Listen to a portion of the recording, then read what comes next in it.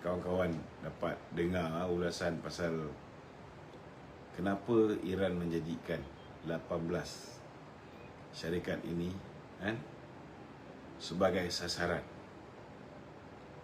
Cisco, Hewlett-Packard, Intel, Oracle, Microsoft, Apple, Google, Meta, IBM, Dell, Palante, Nvidia, JP Morgan Chase, Tesla, General Electric, GE, Boeing, Spire Solutions, dan firma AI UAE G42. Mesej yang Iran bagi ni tuan-tuan jelas. Syarikat-syarikat ini harus menjangkakan kemusnahan terhadap unit masing-masing sebagai balasan setiap tindakan keganasan ke atas Iran.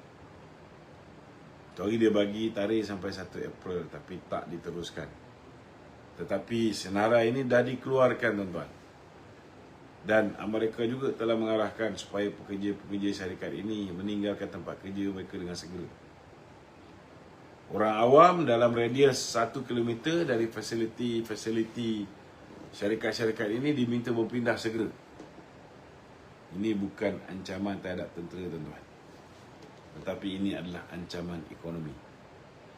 Ia adalah pengisytiharan bahawa Silicon Valley adalah senjata perang. Dan Iran mendakwa mereka mempunyai bukti yang kukuh. Inilah perkara yang tidak akan diberitahu oleh CNN kepada anda. Iran tidak sampai kepada kesimpulan ini kerana ideologi, tuan-tuan, tetapi kerana bukti itu ada. Penganalisis perisikan melaporkan bahawa Mossad mempunyai akses kepada peranti elektronik milik kelompok elit Iran selama hampir 2 dekad, tuan-tuan. Mereka juga mempunyai akses kepada menara komunikasi mudah alih berhampiran. Dan ini membolehkan mereka memantau corak kehidupan, menyekat isyarat telefon dan melancarkan serangan tepat hingga ke sasaran. CIA pula menjejaki pemimpin tertinggi Iran selama berbulan-bulan lamanya.